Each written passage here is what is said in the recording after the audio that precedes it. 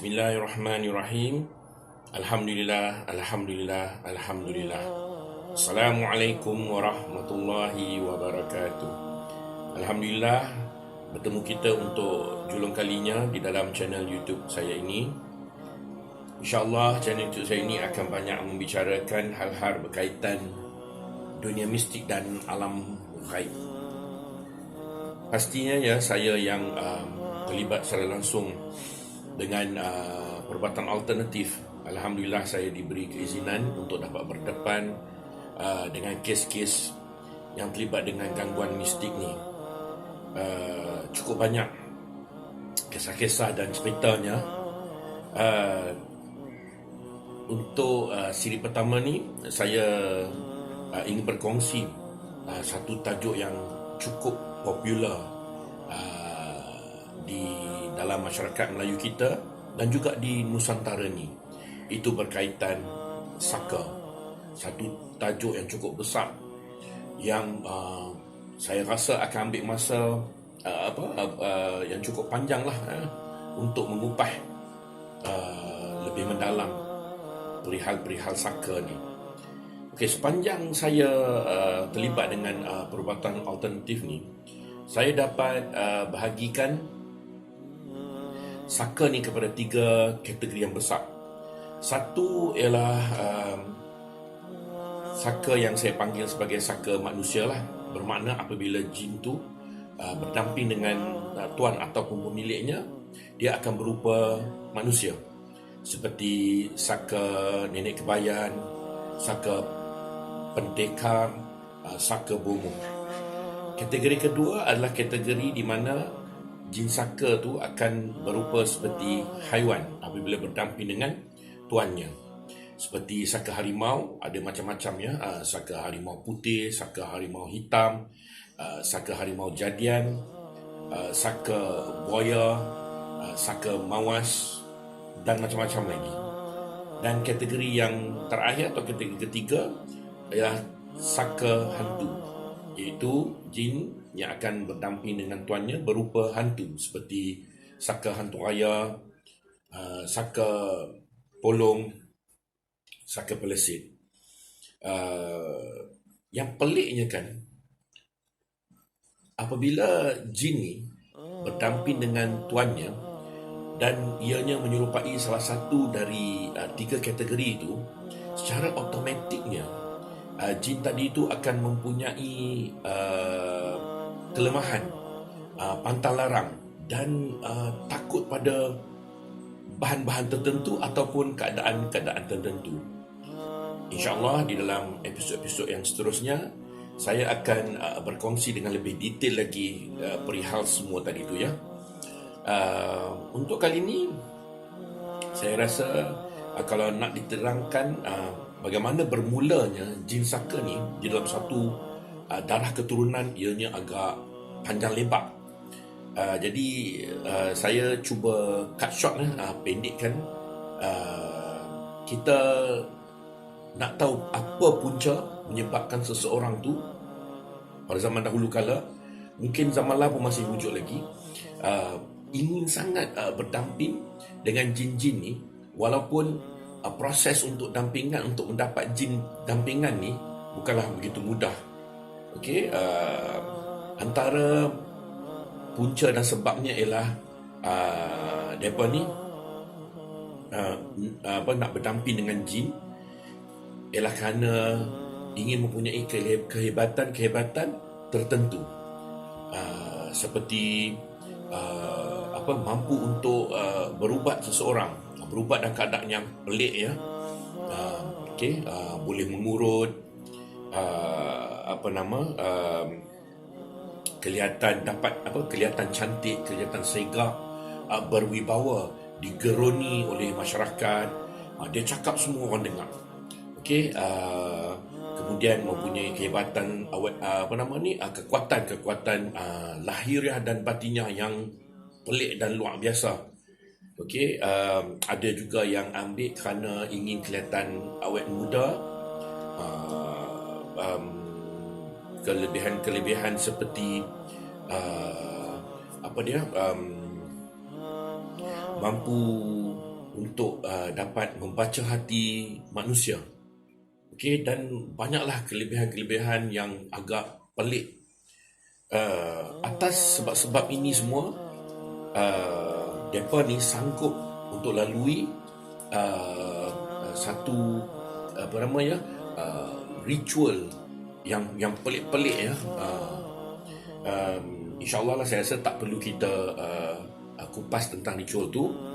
Hanya nak bagi tahu setelah selesai ritual tu dibuat, si pemilik ni tadi dah memiliki satu jin pendamping, dan hubungan mereka ni ataupun persahabatan mereka ni adalah diikat dengan satu perjanjian ataupun yang kita panggil dalam bahasa zaman lah sebagai MOU lah.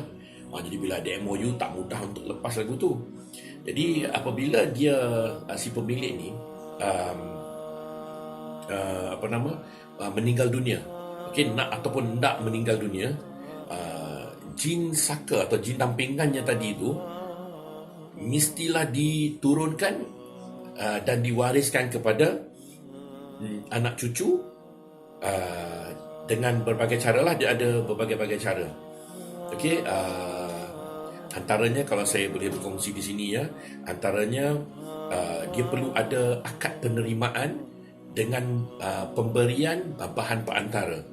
Okey, bahan perantara ni boleh terdiri daripada berbagai-bagai jenis bahan perantara.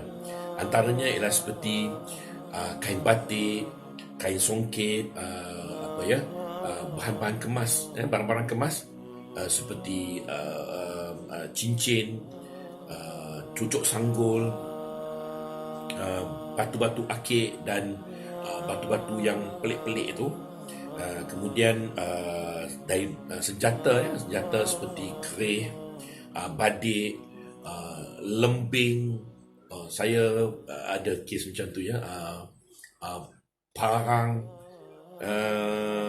barang-barang hiasan perak, barang-barang hiasan tembaga, kitab-kitab lama, barang-barang yang pelik seperti gigi harimau, seperti bahan-bahan yang tak tahu apa, yang selalunya dibungkus dalam kain berwarna merah, kuning ataupun hitam. Okey, pemberian barang ni turun kepada anak cucu mestilah disertai dengan akad. Jadi apa akan jadi ya kalau anak cucu tak sudi atau semuanya tak mau terima? Apa akan jadi pada pemilik saka tu? Jadi kalau betul ya, saya dapat betulkan di sini, orang yang mula-mula berdamping dengan jin tu, kita tak panggil dia memiliki jin saka, tapi dia adalah jin dampingan dia atau jin pendamping. Okey, apabila jin pendamping tu turun kepada anak cucu, masa tu anak cucu akan mempusakai jin dampingan orang tua dia tu. Masa itulah baru kita panggil sebagai jin saka hak milik keturunan. Okey, boleh faham kan? Okey, jadi insya-Allah sekiranya diizinkan nanti di dalam episod yang berikutnya saya akan rungkaikan dengan lebih lanjut lagi apa akan jadi kepada pemilik yang gagal untuk wariskan atau turunkan jin pendampingnya kepada anak cucu, dan apa pula akan jadi pada pemilik yang berjaya. Okey, jadi insya-Allah kita akan tahu dan akan dapat lihat akan dapat pengetahuan lah lebih mendalam keadaan-keadaan yang mungkin akan berlaku.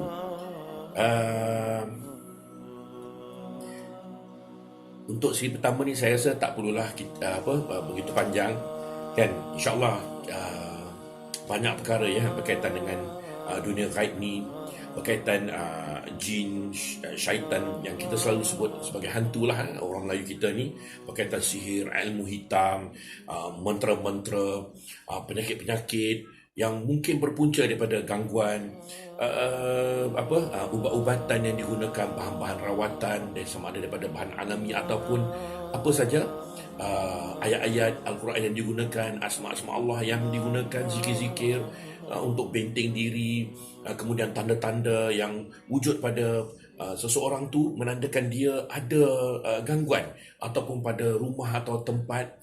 Semua tu insya-Allah kita akan kupas dengan lebih mendalam lagi dalam siri yang akan datang. Terima kasih kerana sudi untuk menonton YouTube saya hingga tamat. InsyaAllah kita akan membicarakan dengan lebih lanjut lagi dan lebih terbuka dan secara santai bab perihal saka ni dahulu ya. Satu lagi lah, mungkin ramai yang tak pernah dengar ya apa dia itu saka silang dan juga laluan saka. InsyaAllah saya akan berkongsikan perihal tu nanti. Dan pertanyaan yang kerap saya terima ya, dapat daripada ramai orang, bolehkah jin saka ni diwarisi atau diturunkan kepada mereka ni yang tidak mempunyai darah keturunan yang sama? InsyaAllah itu juga kita akan jawab nanti di dalam siri-siri yang akan datang. Sebelum saya mengakhiri, saya ingin berkongsi satu kisah yang saya sendiri handle.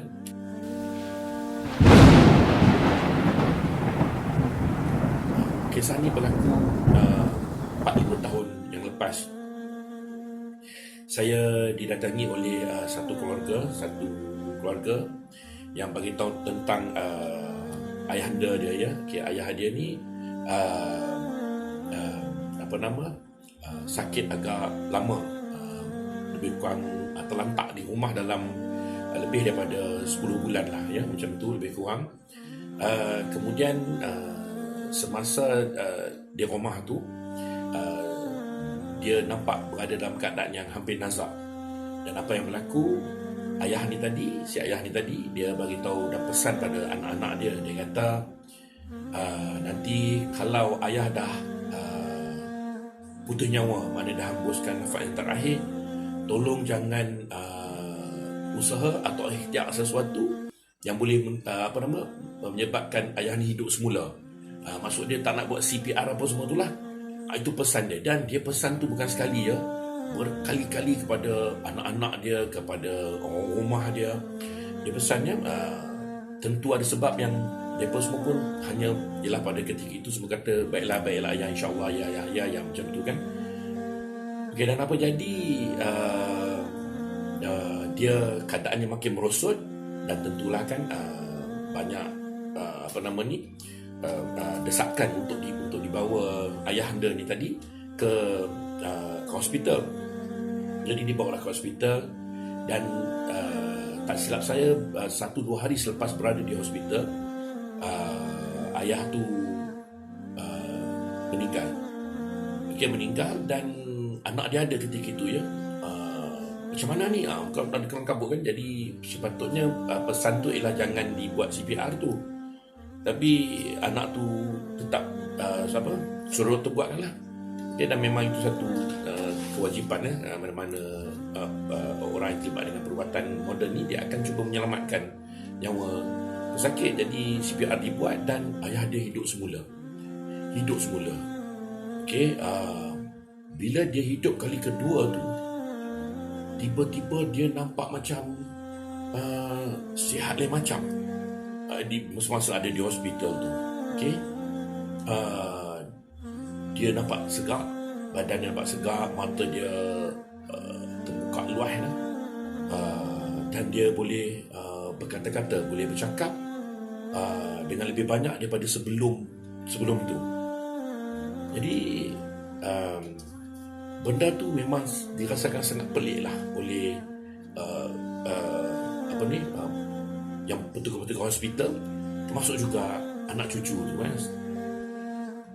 Satulah yang diberitahu pada saya, siapa saja yang melawat ayah ni, dia akan berasa seram sejuk ketika berdekatan. Dan apabila bersalaman dengan dia, akan dapat rasa satu getaran macam elektrik tu apabila bersalam. Ini memang semua dapat rasa, dia tahu lah. Okey. Tiba-tiba lepas seminggu daripada apa dia disedapkan semula, dihidupkan semula, uh, kesihatan dia merosot teruk sangat. Sehingga doktor kata dah tak ada peluang lah. Okey, dan apa yang doktor cakap, seeloknya doktor bagi apa nama ni, beberapa ni kan, apa ni, alternatif.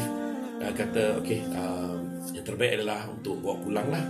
Jadi itu pun memang permintaan ahli keluarga, sebab tengok dah macam dah tak bernyawa kan, macam tak bernyawa, diam apa semua tu. Jadi dia pun minta untuk bawa balik dan doktor lepaskan. Tapi doktor kata sekiranya balik nanti, sebab dia ni semasa di hospital tu dia bergantung dengan mesin pernafasan tu. Jadi doktor kata kalau dicabutkan nanti, dalam beberapa mungkin dalam setengah jam, 1 jam, dia akan kemungkinan besar akan meninggal dunia. Dan mereka reda, mereka tak ada masalah. So setelah semua proses yang sepatutnya dibuat, maka dibawa baliklah ayah ni tadi ke rumah.